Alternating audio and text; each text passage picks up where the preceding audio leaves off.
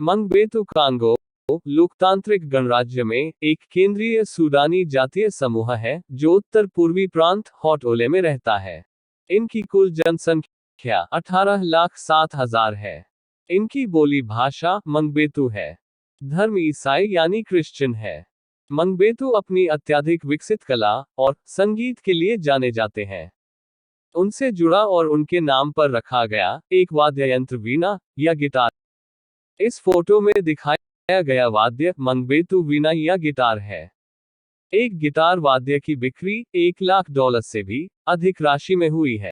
संगीत शास्त्र के लोगों ने अपने संगीत की वीडियो और ऑडियो रिकॉर्डिंग बनाने के लिए मंगबेतु की भी तलाश। मंगबेतु समुदाय अपने लंबे सिरों के कारण यूरोपियन समाज या उपनिवेशवादियों से अलग रहा था।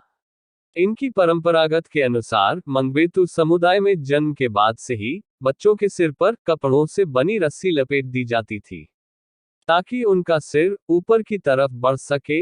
असल में इस समुदाय में लंबे सिर का होना एक गर्व की बात होती है, जिसे खूबसूरती और समझदारी का प्रतीक माना जाता है।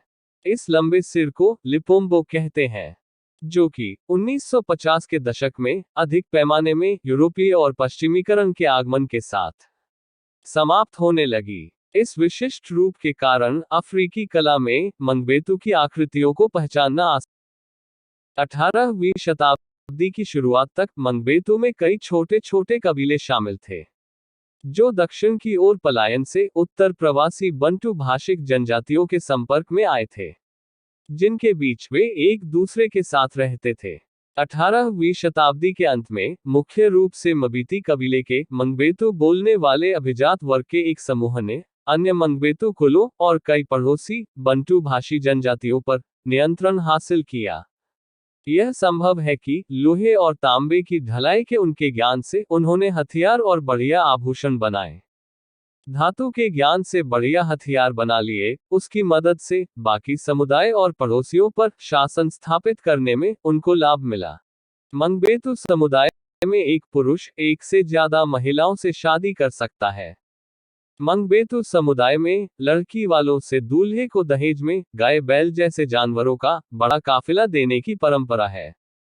मंगबेतु पूरी दुनिया में नक्काशीदार चाकू, लकड़ी के बर्तन खासकर शहद जमा करने के लिए, लकड़ी के पुतले, संगीत वाद्य और मिट्टी के बर्तन इन सब के लिए मशहूर थे। मंगबेतु लोगों ने 3 प्रकार के बर्तनों का निर्माण किया। बड़ा बर्तन जिसे नेम्बो कहा जाता है, छोटा बर्तन और सजावटी बर्तन। बड़ा बर्तन यानी नेम्बो का उपयोग सामान्य कार्यों को पूर्ण करने के लिए किया जाता है, जैसे झील से पानी ले आना और सब्जियां ले जाना। छोटे बर्तनों का उपयोग विशिष्ट कार्यों के लिए जैसे खाना पकाना, सफाई करना और चीजें फेंकना इत्यादि के लिए किया जाता था। कुछ का उपयोग शौचालय के लिए किया जाता था। सजावटी बर्तनों को एक शौक के रूप में ज्यादातर बनाया गया था। अब बात करते हैं कुछ रोचक तथ्यों की। मंगबेतु समाज में ऐसा माना जाता है कि उन दिनों यानी 18वीं शताब्दी में राजा के पास बारिश को नियंत्रित करने की दैवी शक्ति थी। इसका उपयोग खेती के लिए नहीं बल्कि सामाजिक तौर पर बाहरी सामाजिक सभा के लिए किया जाता था। यानी अगर उस समय बारिश हो रही हो और सामाजिक सभा का आयोजन किया हो, तो राजा उस बारिश को रोक देता था और दूसरा उपयोग दुश्मनों से बचाव के लिए किया जाता था। अगर महत्वपूर्ण युद्ध हो रहा हो, तो उस युद्ध को जीतने के लिए राजा बारिश नियंत्रण के दैवी शक्ति का इस्तेमाल करके उस युद्ध को जीत लेता था।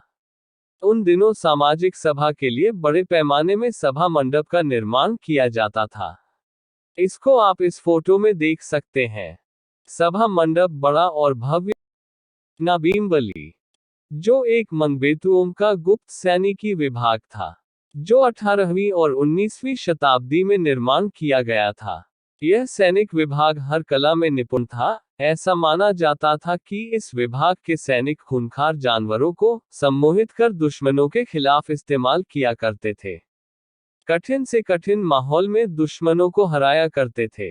नबीम्बली सैनिकों के आधार पर राजाओं ने बड़े पैमाने में पड़ोसी राज्यों पर कब्जा किया और मंगबेतु समुदाय का विस्तार बढ़ा।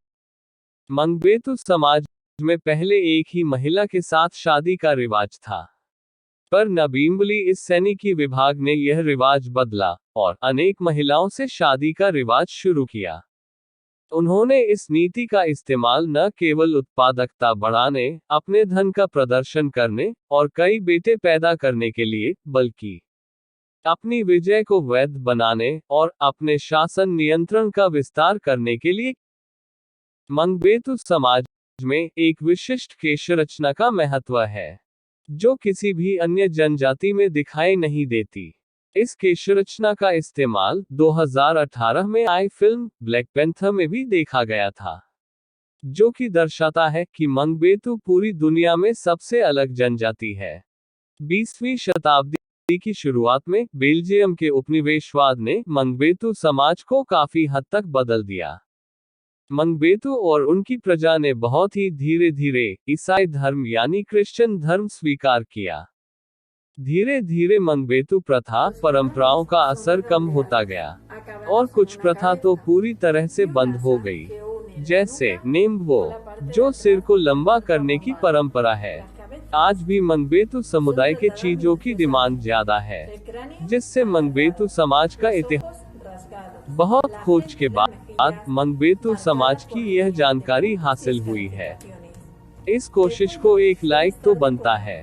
अगर आपको किसी और विषय या चीजों के बारे में विस्तार पूर्वक जानकारी चाहिए, तो हमें कमेंट में जरूर बताएं। हम कोशिश करेंगे कि उस विषय में पूरे विस्तार से और सबूतों के आधार पर जानकारी आपको दें।